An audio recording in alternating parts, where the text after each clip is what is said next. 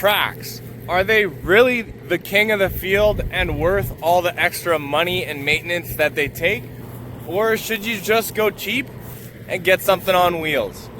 Here's my thoughts, and honestly, we'll skip to the end. Here's why I think they are worth it. So everything in the field in harvest is on tracks, tractor, grain cart, combines, all of it. And that's because I think that the benefits outweigh the cons, and there are a number of cons, but when you're talking big money like farming, I think it's worth it.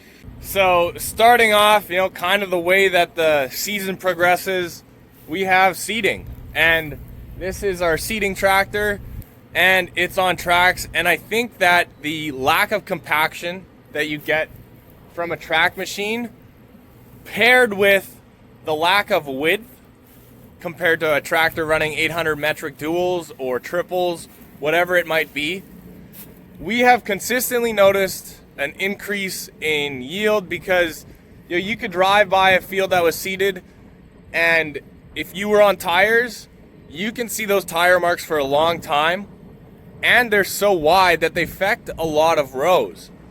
Whereas the 2-track, some people like to argue that they still have just as high compaction. I don't think that's the case, because rows that are driven over by the 2-track, they do generally look better than something driven over with tires, but they're also just not as wide for the amount of grip that you're getting from them. So you are saving some yield and compaction in the field when you're in seeding. Then we move on to harvest, which is a big thing for us and why we really like tracks. We are in a historically wet area.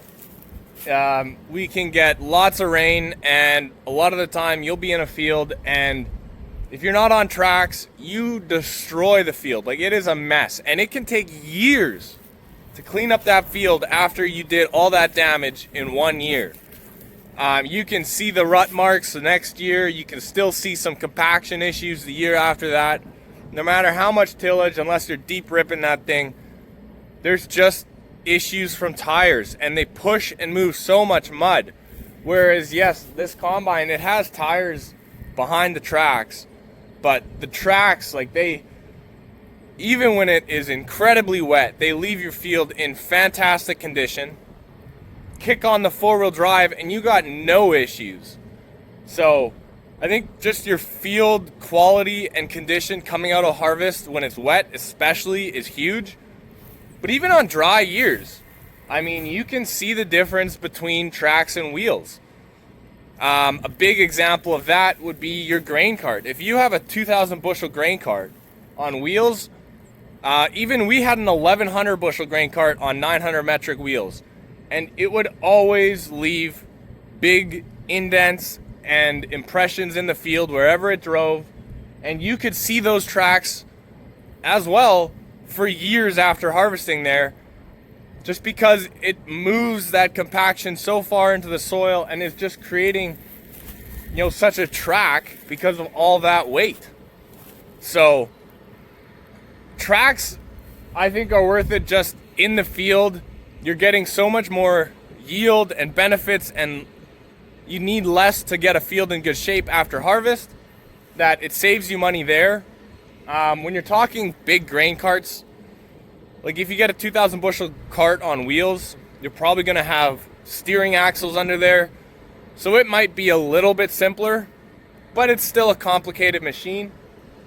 This doesn't have that, but it has tracks, and track maintenance goes along with it. And track maintenance is a huge part of tracks. It takes up a lot of my time off season to make sure all this equipment is in good shape.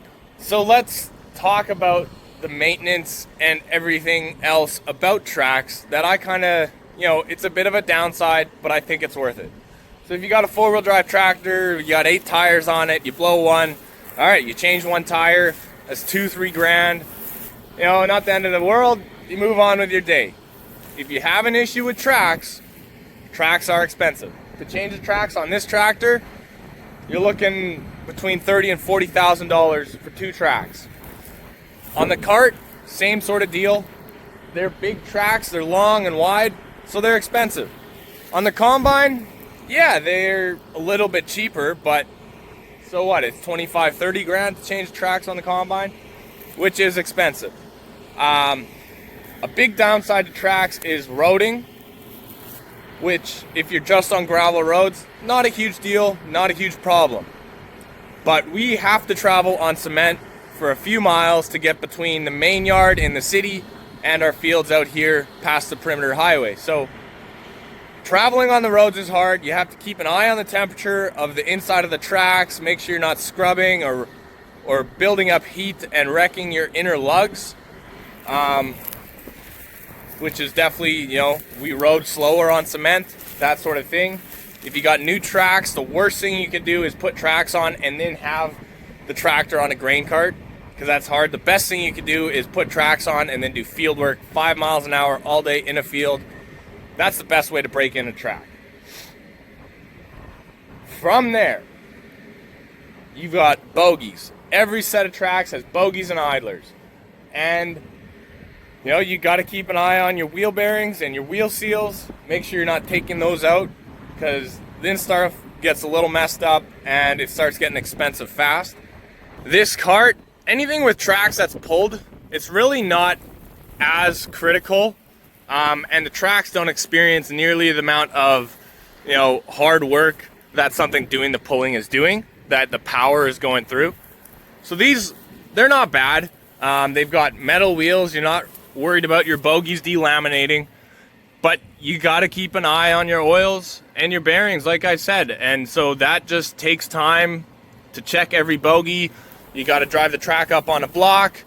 There's lots of things to do. You want to definitely keep an eye on your lugs, make sure you're not wearing or pulling them out. That's something you definitely want to keep an eye on. When it comes to these tractors, you definitely want to keep an eye on your idlers. And this is your idler and here's your bogie. They do delaminate every now and then, so I don't know, $500-600 to change one bogie wheel. If they do delaminate, it's not the end of the world. You can still drive on them for a bit with the rubber missing. But this is where you're really looking at, okay, we should change tracks, because this, we have had to cut some cords that have fallen out, and now we're just waiting until this thing really starts to disintegrate before doing anything about it. With 2 tracks compared to quad tracks, I think 2-track is a superior machine for most of the time. There are certain situations where, I would love to have a quad track, but you got more tracks, they're more hard, it's harder on fuel. They burn a lot more fuel because they're less efficient, and it takes more power to spin those tracks. So like a 600 horsepower quad track, maybe it's putting 500 or less down in the fields, whereas 2 tracks get more power to the ground. They're more efficient. I think they're better on compaction, and so I think the benefits of a 2-track are there, that for what we're doing it makes sense.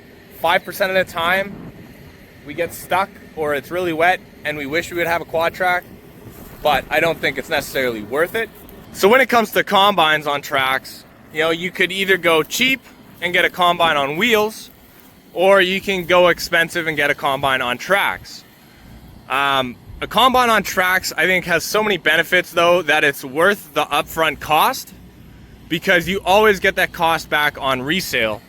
So you're not losing the money, it's just a little bit tied up for the time being while you have the machine. But the benefits are huge stability in the field. We got a 40-foot header on the front of this machine, and the tracks just provide so much stability. You hit sprayer ruts, whatever, your header does not wiggle around nearly as much as if you're on wheels. So it's stable and it's smooth. And I'm telling you, with this machine, if I got stuck, I was really doing something I shouldn't have. Because between the tracks and the 4-wheel drive, not much is gonna stop it. On these older combines, they come standard with 4-wheel drive if you get the tracks. On the 700 series, you can get tracks with 2-wheel drive, which I think, honestly, if you got tracks, 4-wheel drive is nice, but it's not necessary because these things just don't get stuck. And they've got so much, force spread out over that track. I totally think they're worth it. A little fun fact about these combines, the 590s on tracks rode 5 miles per hour faster than the wheeled variant.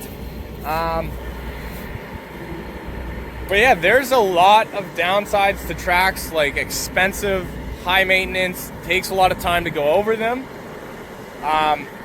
But the upside in the field and what you get, I think the positive outweighs the negative, and you're getting your money's worth when it comes to tracks.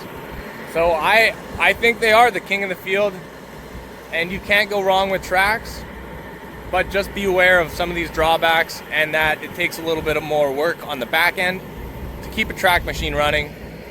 But if you do your off-season maintenance properly, you will greatly enjoy the benefits that tracks have to offer. Another drawback to tracks that I just thought of is alignment. If your tracks aren't running aligned, no matter what you do, you're always going to have heat problems, you're going to be breaking lugs off, and your tracks won't last. So that's one of the things. There, on these things, you just align the rubber to the track frame, whereas on those carts, you gotta align the track frame to the cart, and then you have to align the track to the track frame. So lots of things to worry about, but it's definitely worth the extra work.